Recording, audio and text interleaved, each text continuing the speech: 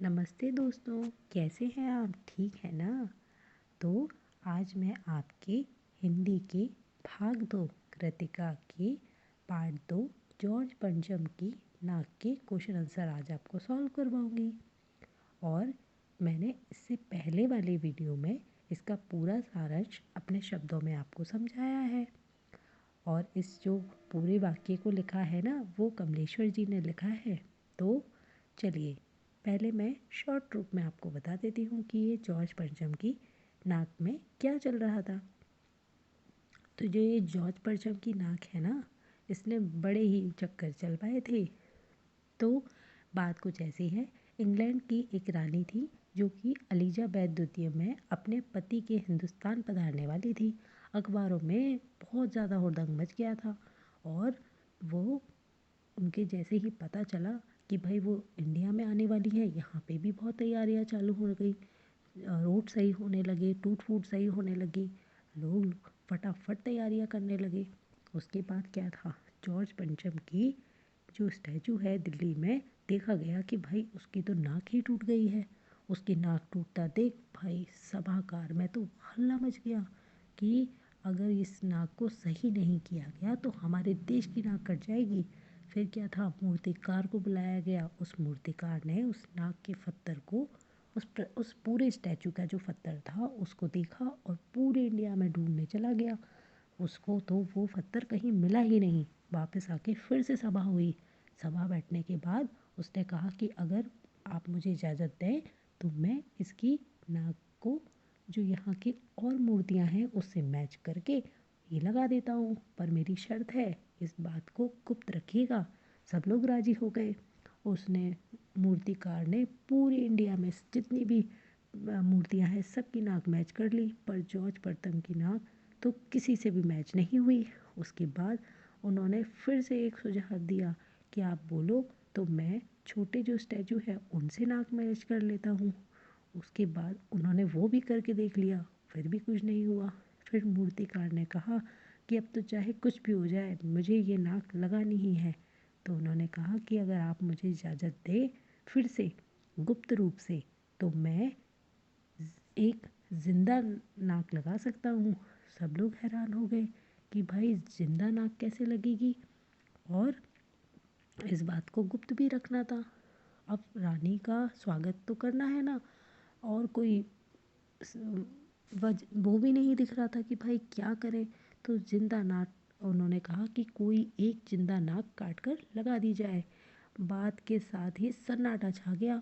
कुछ मिनटों की खामोशी के बाद सभापति ने सबकी तरफ से देखा और देखकर मूर्तिकार को कुछ अचकचा, मतलब कुछ चौंका देने वाला सा धीरे से बोला कि आप लोग क्यों घबराते हैं, यह काम मेरे ऊपर छोड़ दीजिए। मैं नाक चुनना मेरा काम है। और कानाफूसी हुई और फिर उनको इजाज़त दे दी गई।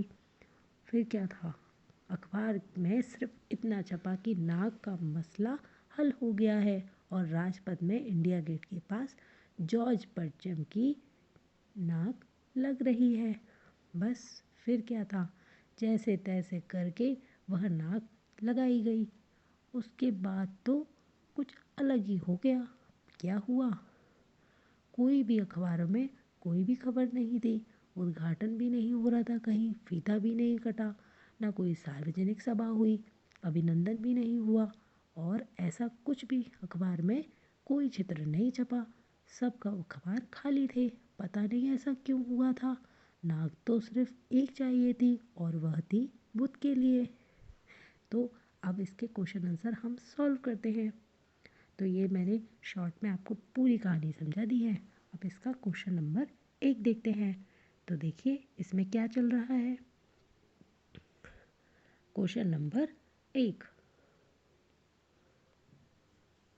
तो इसकी बात करते हैं। तो देखिए इसमें क्या चल रहा है। सरकारी सरकारी तंत्र में जॉर्ज पंचम की नाक लगाने को लेकर जो चिंता या बदहवासी दिखाई देती है वह उनकी किस मानसिकता को दर्शाती है। तो आप लोग बताइए कि सरकारी तंत्र में जॉर्ज पंचम की नाक लगाने को लेकर जो चिंता या बदहवासी दिखाई देती है वह उनकी किस मानसिकता को दर्शाती है? तो चलिए इसका आंसर देखते हैं। तो ठीक है, ये देखिए, इसमें हम उत्तर 1 को चेक करते हैं। क्या है भाई, पूरा मामला समझेंगे। सरकारी तंत्र में जॉर्ज पंचम की नाक लगाने को लेकर जो चिंता या बदहवासी दिखाई देती है वह उनकी गुलाम और औपनिवेशिक मानसिकता को प्रकट करती है। सरकारी लोग उस जॉर्ज पंचम के नाम से चिंतित हैं जिसने न जाने कितने कहर ढाए। उसके अत्याचारों को याद न कर उसके सम्मान में जुट जाते हैं। सरकारी तंत्र अपनी अयोग्यता या दूरदर्शिता, मूर्खता और चाटुकारिता मतलब किसी की तलवे चाटना, उसको दर्शाता है। तो समझ गए ना कि इसमें क्या समझाया जा रहा है कि जो जॉर्ज पंचम की जो सरकारी तंत्र ये समझाता है कि जो जॉर्ज पंचम था उसने कितने अत्याचार किए थे।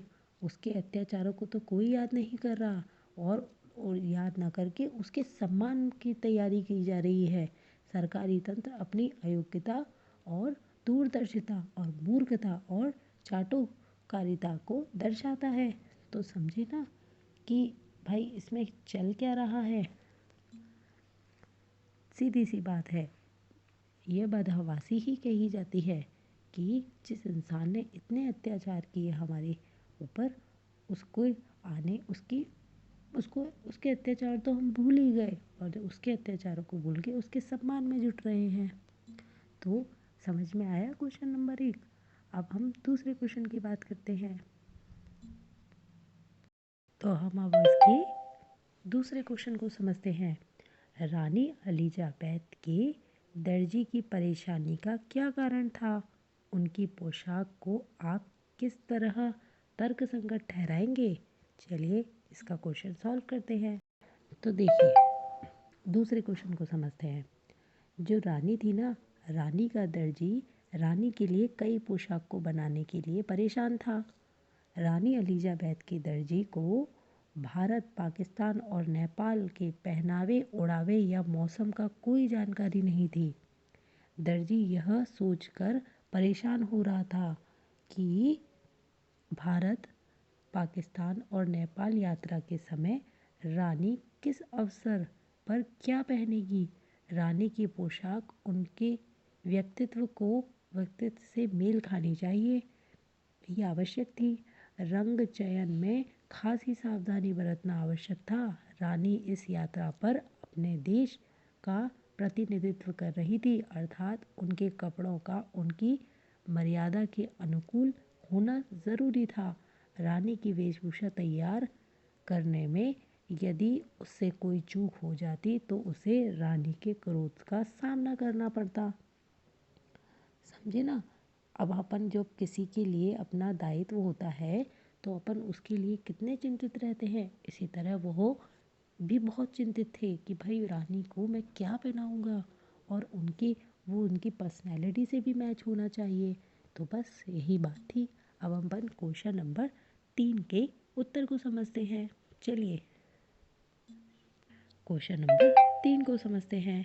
तो ये 3 में आखिर चल क्या रहा है, चलिए देखते हैं। समझ गए ना 3 नंबर क्वेश्चन में आपको क्या बताना है। चलिए हाँ, तो नंबर 3 क्वेश्चन, इसमें लेखक ने क्या बोला है देखते हैं।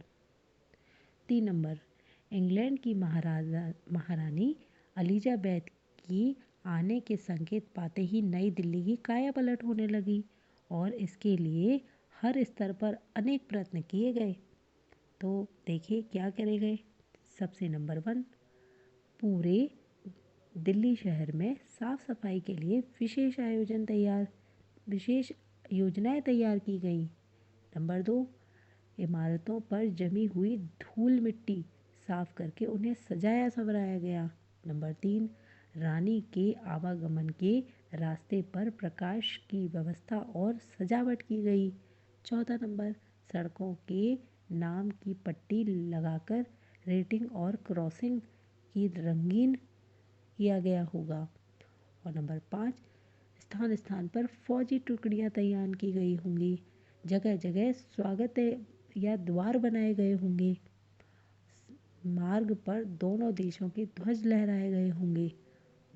राजपथ के दोनों ओर फूल पौधे लगाए गए होंगे।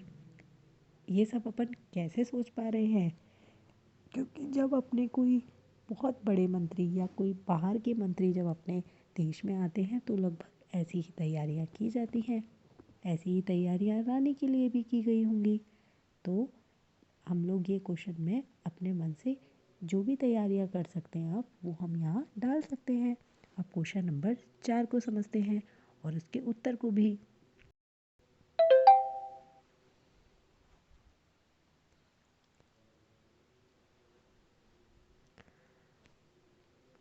चार नंबर, तो देखिए क नंबर का क्वेश्चन में क्या बोल सकते हैं? आज की पत्रिका में चर्चित हस्तियों के पहनावे और खान पान संबंधी आदतों आदि का वर्णन का दौरा चल पड़ा है। ये वह आवश्यक है इस तरह की पत्रिका राष्ट्र हित के अनुकूल नहीं है, क्योंकि यह पत्रिका युवा पीढ़ी को भ्रमित कर रही है। यह पीढ़ी हमारे समाज के होने वाले मजबूत स्तंभ है। पत्रिका लोकतंत्र का वह मुख्य स्तंभ है जो समाज के अधिकारों को के पहले रूप से समाज तथा राष्ट्र दोनों के विकास में महत्वपूर्ण भूमिका अदा करती है। तो समझे ना, जो ये नॉवल होती है ना, इनमें जो चीज़ें छपती हैं ये बहुत महत्वपूर्ण होती हैं। तो वो बहुत मजबूत स्तंभ है। और अब हम ख नंबर की बात करते हैं। इस प्रकार की पत्रिका पाठकों को दिग्भ्रमित करती है और विशेषकर युवा पीढ़ी पर नकारात्मक प्रभाव डालती है। इस तरह की पत्रिका नौजवान पीढ़ी को नकल करने की ही शिक्षा दे रही है। यह पीढ़ी अपने सामाजिक व्यवहार और लक्ष्य को भूल व्यर्थ की सजावट में समय और ध्यान खर्च करने लगी है। राष्ट्र को सही दिशा में चलाने के लिए यह आवश्यक है कि पत्रिका का प्रत्येक विषय समस्त नागरिकों के हित में न हो कि लोगों को पथभ्रम करने के लिए हो। तो समझे ना, जो ये काम किया था ना सभा वालों ने, ये काम में उन्होंने बड़ी ही लापरवाही करी थी। पत्रिका में ये सब बार बार डाल के युवा पीढ़ी को भ्रमित कर रहे थे, है ना। तो ये सब फालतू की सजावट, धन खर्च करना, ये सब उनको शोभा नहीं दे रहा था। तो यही इसमें समझाया गया है। अब हम आगे के प्रश्न को देखते हैं। प्रश्न नंबर 5 को समझते हैं। प्रश्न नंबर 5, जॉर्ज पंचम की लाट, मतलब जो जॉर्ज पंचम का स्टैचू था उसकी नाक को पुनः लगाने के लिए मूर्तिकारों ने क्या क्या यत्न किए? ये तो बहुत ही आसानी से बता सकते हैं आप लोग। चलिए मैं बताती हूँ। देखिए, मूर्तिकार के द्वारा किए गए यत्न निम्नलिखित हैं। नंबर का, मूर्ति के पत्थर के प्रकार आदि का पता न चलने पर व्यक्तिगत रूप से नाक लगाने की जिम्मेदारी लेते हुए देश भर के पहाड़ों और पत्थर की खानों का तूफानी दौरा किया उन्होंने।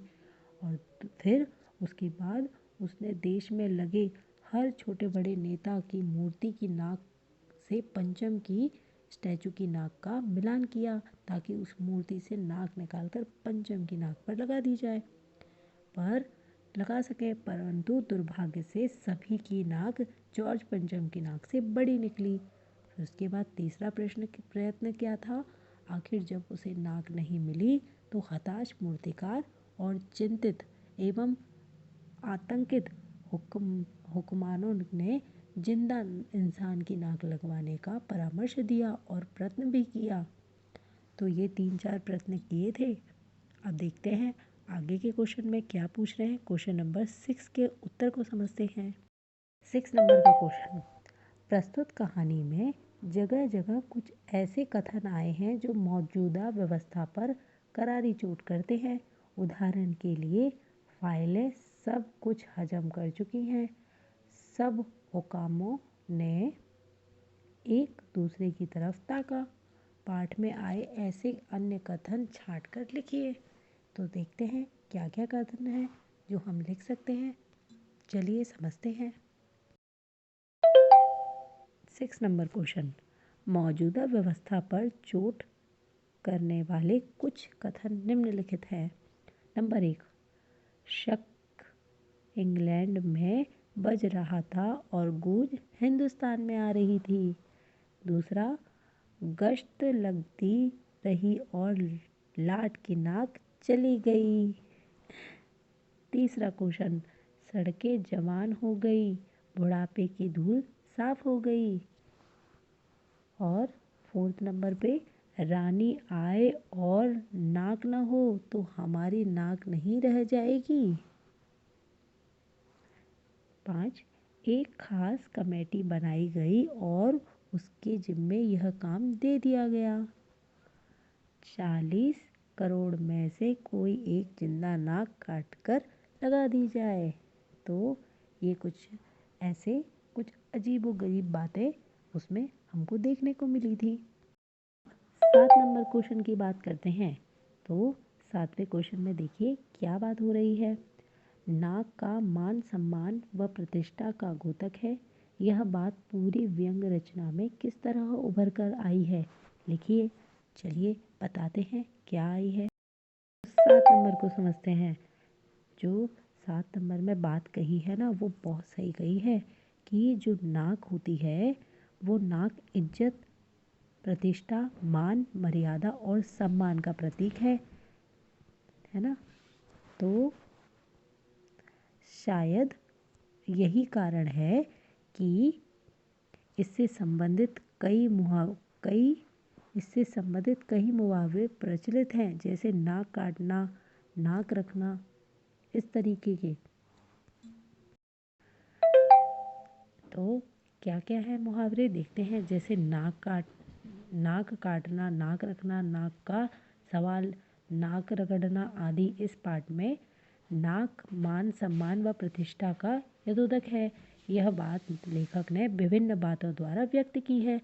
रानी एलिजाबेथ अपने पति के साथ भारत दौरे पर आ रही थी। ऐसे मौके में जॉर्ज पंचम की नाक का न होना उनकी प्रतिष्ठा को धूमित करने जैसा था। ये सभी तांत्रिकों विदेशियों की नाक को ऊंचा कराने को अपने नाक का सवाल बना लेते हैं।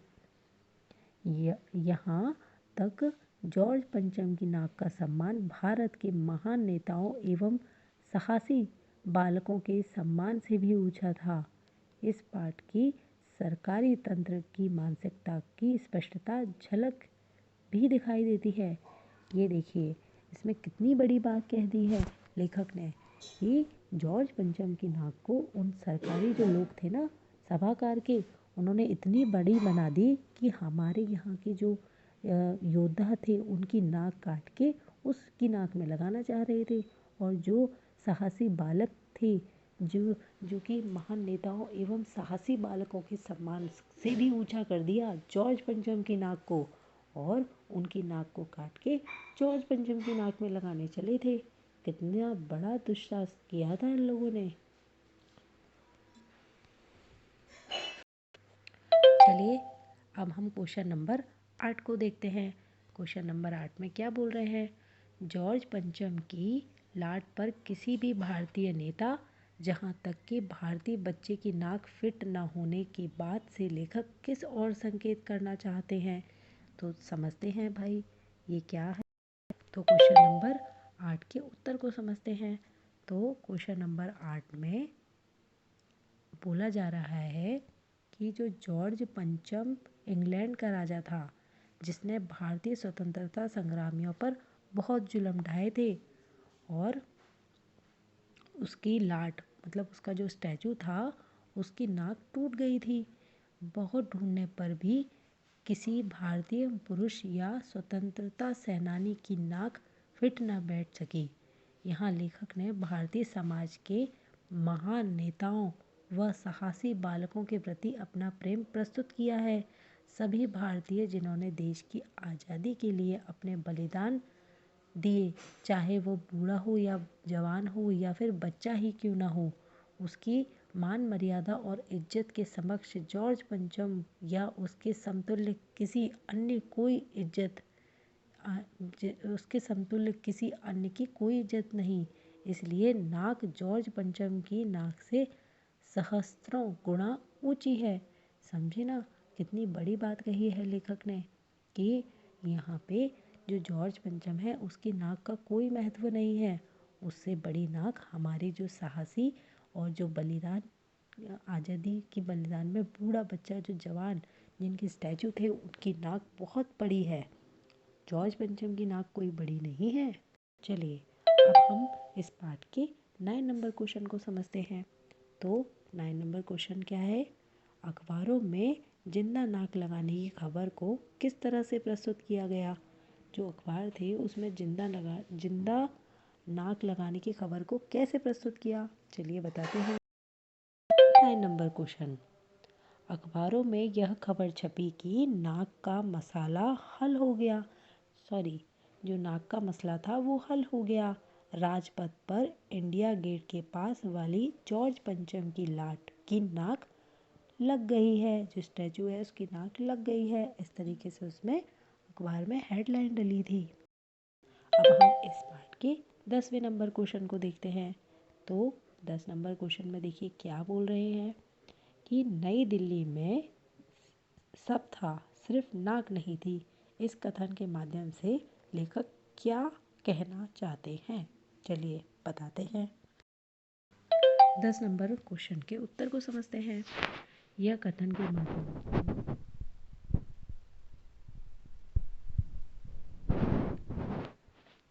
इस कथन के माध्यम से लेखक सरकार का भारत में सम्मान को बढ़ावा देता है।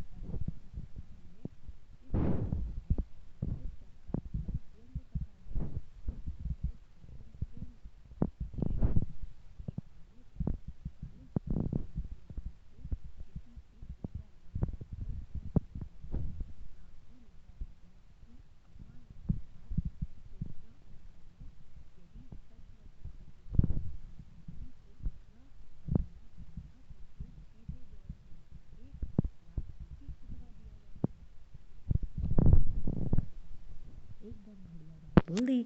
उन्होंने कहा कि जिस जॉर्ज पंचम ने हमारे इतने लोगों को मारा, इतना हमारे यहाँ इतना भारत में उन्होंने आतंक फैलाया था, उनके लिए क्या व्यंग्य कसना, क्या फालतू में उनके लिए इतना सोचना। उनकी नाक का इतना बखेड़ा खड़ा करने से अच्छा था कि उनकी जो स्टैचू था उसी को हटवा देते तो सारा मामला ही खत्म हो जाता। बहुत ही बात बढ़िया बोली है। 11 नंबर क्वेश्चन को समझते हैं। 11वें नंबर क्वेश्चन में ये हमारे इस बुक का लास्ट क्वेश्चन है। जॉर्ज पंचम की नाक लगने वाली खबर के दिन अखबार चुप क्यों थे? ये तो बहुत इम्पोर्टेंट क्वेश्चन है।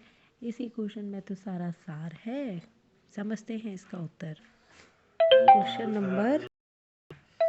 नंबर 11 के उत्तर को समझते हैं। तो देखिए इसमें क्या चल रहा है। अखबार उस दिन चुप थे ब्रिटिश सरकार को दिखाने के लिए। क्या दिखाने के लिए? किसी जिंदा इंसान की नाक जॉर्ज पंचम के स्टैचू की नाक पर लगाना किसी को पसंद नहीं आया। यदि वे सच छाप देते तो पूरी दुनिया क्या कहती? दुनिया के लोग सब जानते कि आज़ादी के बाद भी दिल्ली में बैठे हुक्मरान आज भी अंग्रेज़ों के आगे अपनी दुम हिलाते हैं। ये बात तो बहुत सही कही है कि अखबार उस दिन इसलिए चुप थे ताकि कोई उपद्रव ना हो जाए, कहीं पे कोई इस बात को सुन के भड़क ना जाए और ये बात सुनते ही लोगों के खून ना खौलने लगे। इसीलिए उस दिन अखबार चुप थे, क्योंकि ब्रिटिश सरकार को दिखाने के लिए कि किसी जिंदा इंसान की नाक जॉर्ज पंचम की जो स्टैचू है उसकी नाक पे लगाना किसी को पसंद नहीं आया था। यदि वे सच छाप देते तो दुनिया क्या कहती? दुनिया के लोग सब जानते हैं कि आज़ादी के बाद दिल्ली में भी कुछ हुक्मरान आज भी अंग्रेज़ों के आगे अपनी दुम हिलाते हैं। तो समझ में आया ना ये क्वेश्चन? तो मेरे हिसाब से आपको सारे क्वेश्चन बहुत अच्छे से समझ में आ गए होंगे और आप कोशिश कीजिएगा कि इन सभी क्वेश्चनों को आप बिना याद करे अपने दिमाग से लिखें, उसमें बहुत मज़ा आता है। तो चलिए आज हम जॉर्ज पंचम की जो ये नाक है ना, इसको सब बहुत अच्छे से याद रखेंगे कि भाई आखिर क्या है ये जॉर्ज पंचम की नाक। तो चलिए मेरे हिसाब से आपको ये सारे क्वेश्चन बहुत अच्छे से समझ में आ गए होंगे। अब आप इन क्वेश्चनों को अच्छे से याद कीजिएगा और अपने एग्ज़ाम में अपने दिमाग से लिखिएगा, बहुत मज़ा आएगा उसको लिख के। चलिए बाय बाय, आपको सब अच्छा लगा होगा। Take care.